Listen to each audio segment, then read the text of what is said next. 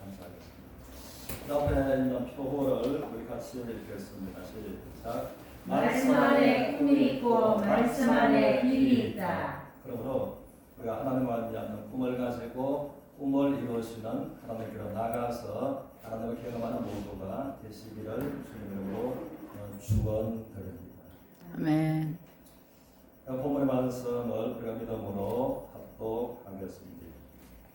21절에서 23절까지 그때에 베드로가 나와 이르되 주여 형제가 내게 죄를 범하면 몇 번이나 용서하여 주리까 7번까지 하오리까. 예수께서 이르시되 내게 이르는 7번뿐 아니라 7번을 7번까지라도 할지니라. 그러므로 천국은 그 종들과 결산하는 어떤 임금과 같으니. 아멘. 축복은 용서의 열매입니다 라는 주제로서 은혜를 나누고자 합니다. 우리 주제를 우리가 같이 한번 믿음으로 해보겠습니다. 축복은 용서의 열매입니다. 시작. 축복은 용서의 열매입니다. 그러므로 하나님께서 복 주신 자들을 대체로 보면 정말 그들의 용서할 수 없는 자들을 용서했을 때, 또 하나님께서는 또 사람마다 살아가면서 원수가 되는 그런 사람이 없었으면 좋겠지만은, 그러나 그것을 내가 원치 않는다 할지라도 원수가 또 일어날 수가 있다는 것입니다. 그런데 하나님께서는 그 원수에게 먹이고, 원수가 목말랐을 때는 먹을 것을 주고, 원수가 어려울 때는 또한 도와주고, 그렇게 함으로 하나님께서 그 원수를 원수대로 갚아주시고, 그렇게 하는 자에게 하나님께서 복을 주신다라고 말씀을 하고 계신다는 것입니다.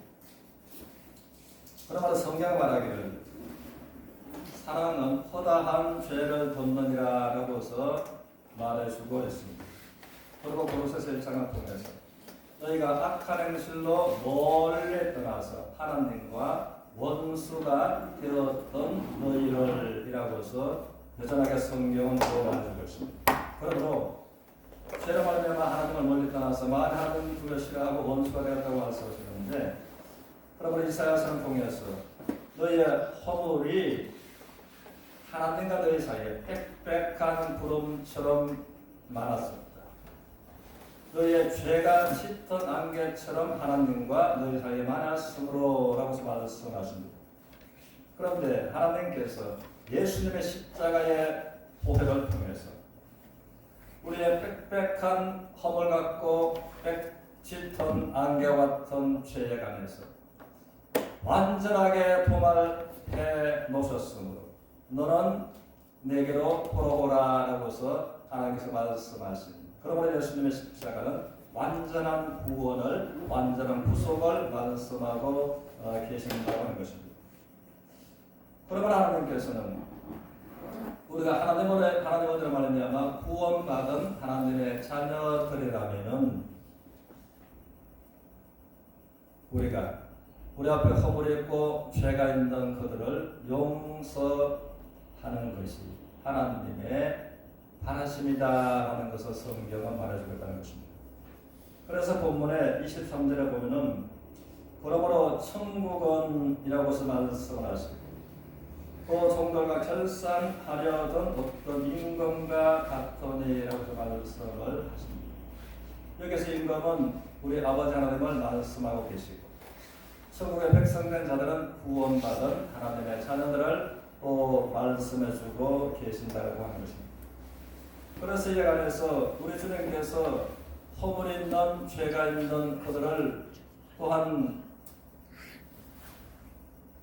사랑으로 투표할 것을 말씀하신 그 배경에 관해서, 그러므로 베드로는 용기 내어서 주님한테 질문을 드렸습니다.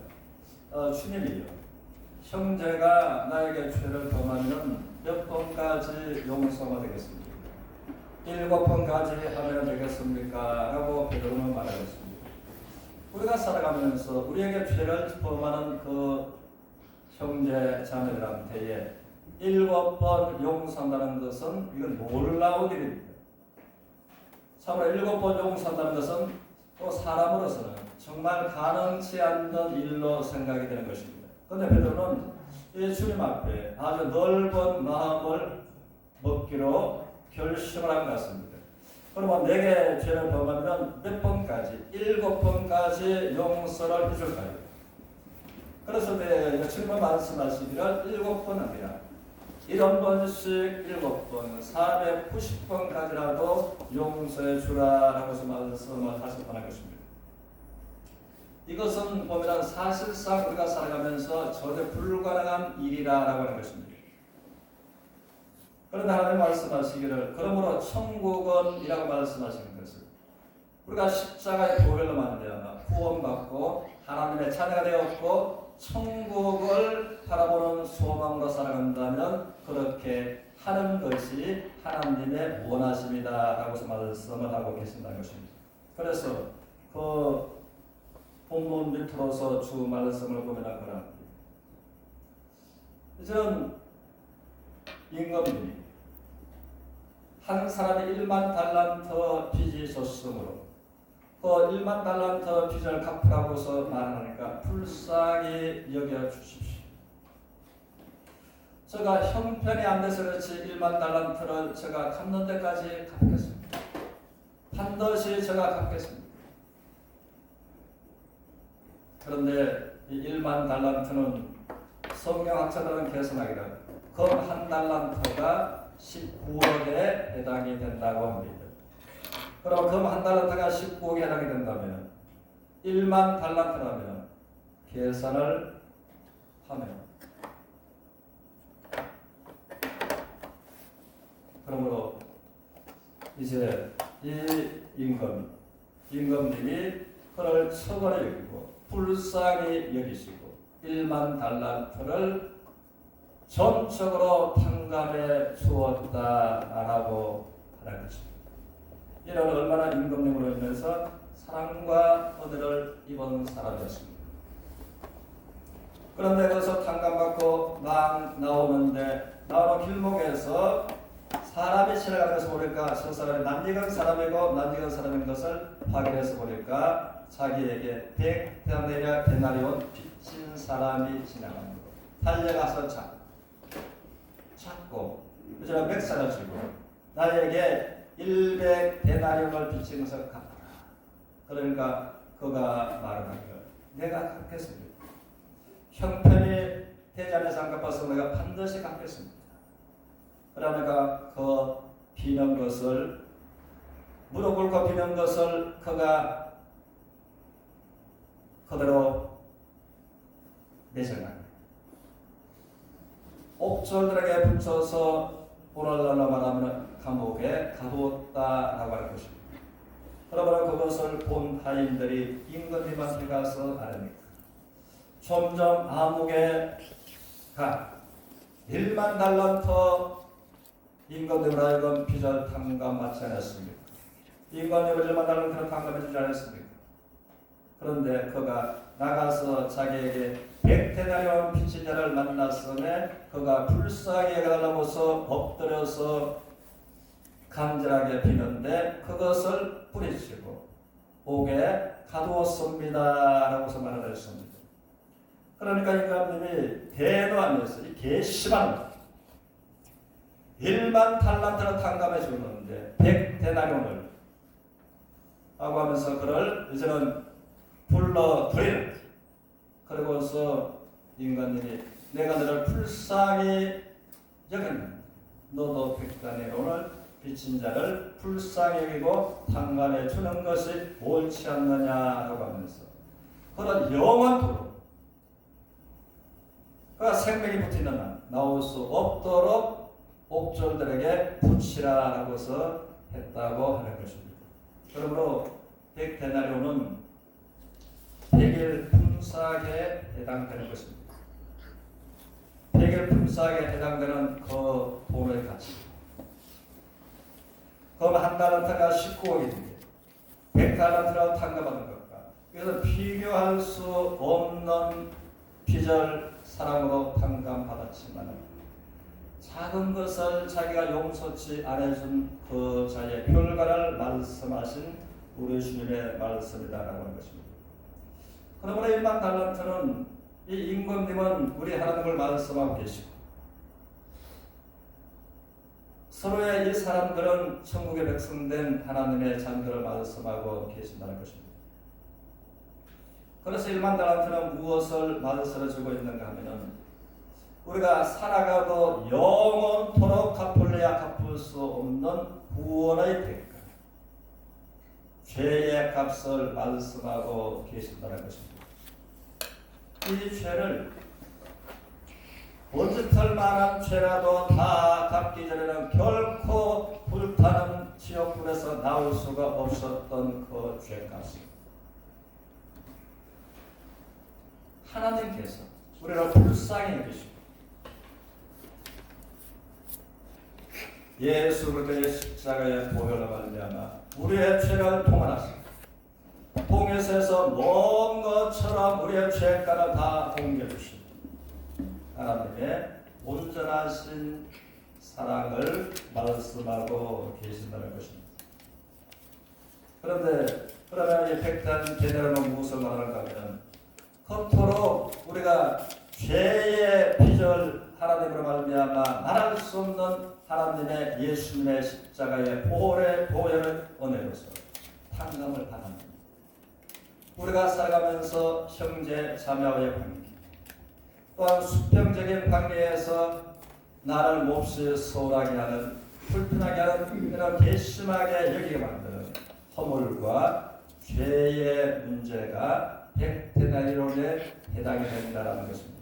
그러므로 하나님의 구원의 은혜는 1만 달란트, 우리가 살아가면서 수평적인 허물과 죄는 백데나리온에 해당이 된다는 것을 말씀하고 계신다는 것입니다.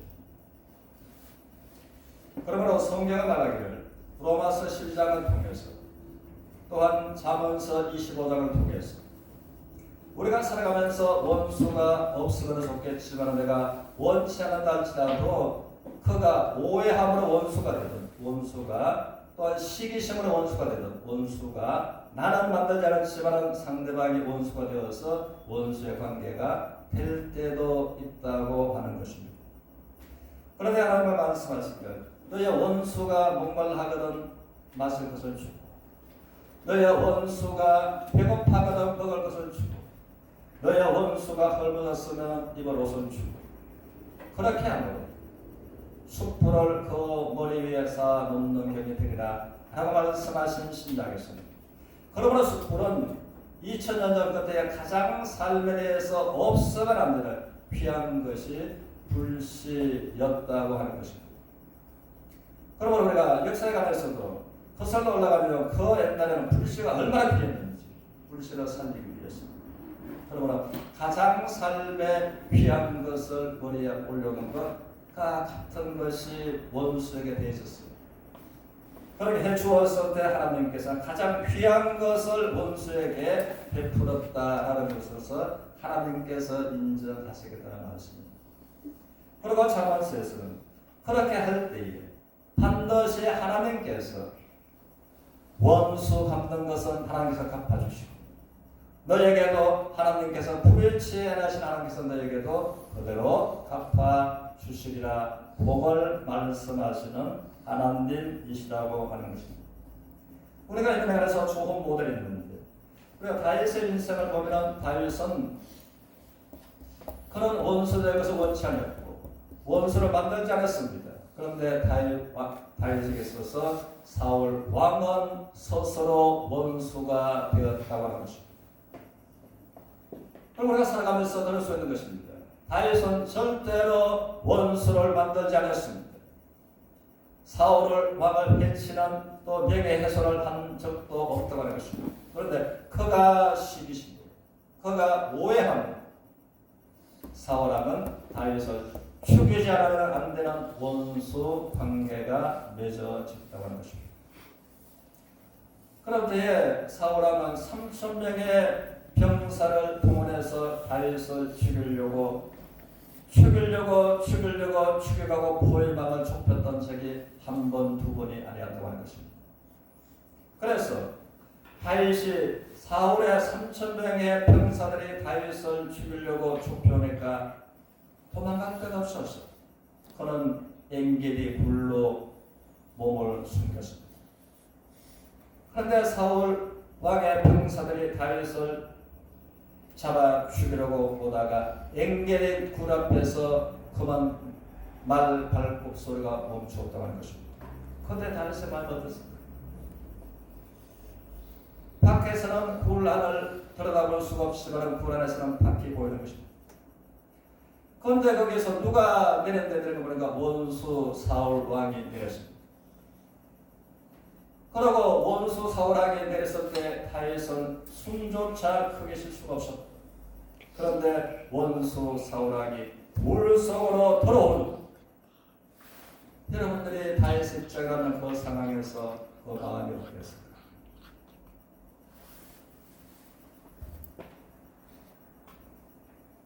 그런데 사울 왕이 무엇이나 급했던 것 같습니다. 어쩌면 설사가 나오려고 했는지도 모르겠습니다. 그럴 때에 다윗이 바로 뒤에 있는 다윗이 칼로서 사울 왕의 옷자락만 잘라버려. 아무도 하나님 외에 보는 자가 없으므로 칼로서 한 번에 찔러서 원수를 죽일 수도 있습니다. 옷자락 자르는 것만 가지고서도 그는 하나님 앞에 하나님께서 기름 부음을 허락하신 일을 하나님의 손에 맡기고 내 손으로서 원수를 죽이자 라고 했던 것입니다. 또 한 번은 시방부지 벌판에서 그랬습니다. 이제 3,000명의 병사들이 다윗을 죽이려고 구해방을 잡혀옵니다. 그때에 몹시 피곤하고 왕뿐만 아니라 모두가 피곤해서 그 벌판에서 깊은 잠이 들었습니다. 그것은 뭐냐, 하나님께서 사울을 깊이 잠들게 하시네라고서 말씀을 하고 계시는 겁니다. 왕과 3,000명의 모든 병사들이 깊은 잠에, 마치 아담이 깊은 마치 같은 잠에 처했을 때 갈비뼈 하나를 하나님께서 가지고서 하와를 만들어 두고서 의식하기 없을 만큼 깊은 잠처럼 그랬던 것 같습니다. 그때에 다윗은 말하기를 나와 함께 나의 원수의 적진에 누가 가겠느냐 했을 때에 아비새가 내가 가겠습니다 하고 갔습니다. 역시 가서 보니까 병사들이 포를 걸고 원수 왕이 포를 걸고 있었습니다. 그때 아비새가 말하기를 당신이 섬기는 당신의 하나님이 당신의 원수를 당신에게 맡겼습니다. 그러므로 오늘처럼 좋은 기회가 없습니다. 오늘 기회를 놓쳐버리면 평생을 후회할 수도 있을 것입니다. 그러므로 명령만 하옵소서. 내 손이나 단창을 가지고서 두 번 찌를 필요가 없습니다. 군대 장관은 급수가 되지 않은 것입니다.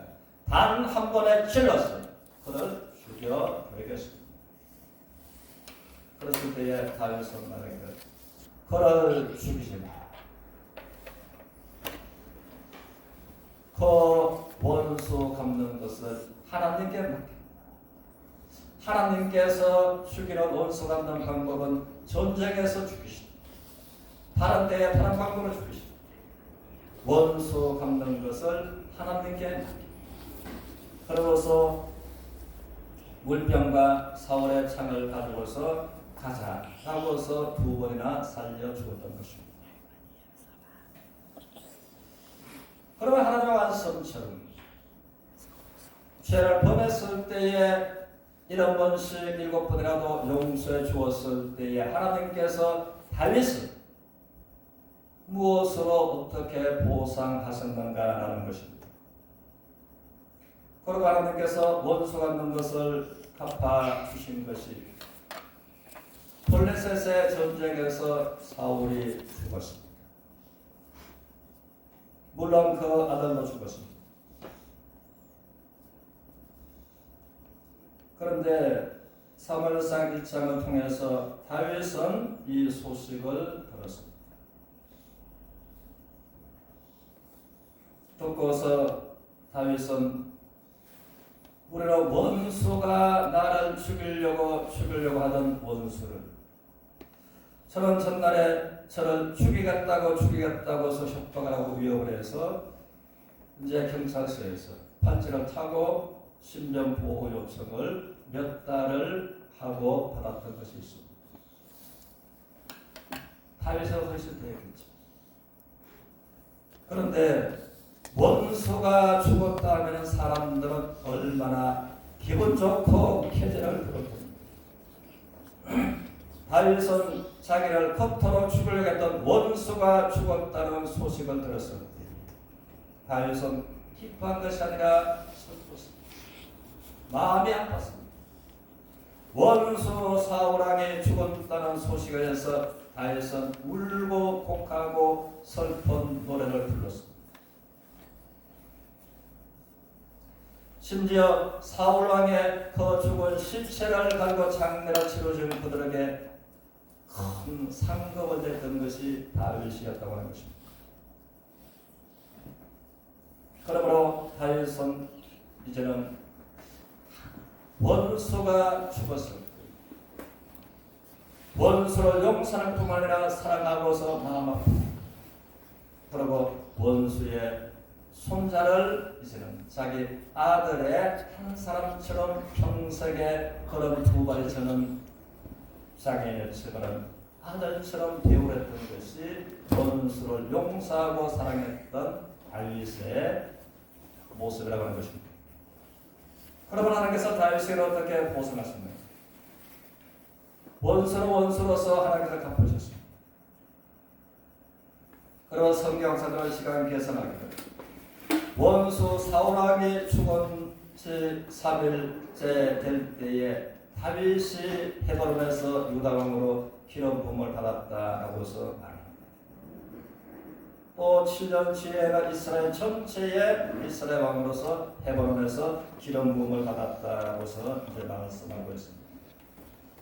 성경자들은 그렇게 말하는 것입니다. 그러면 하나님께서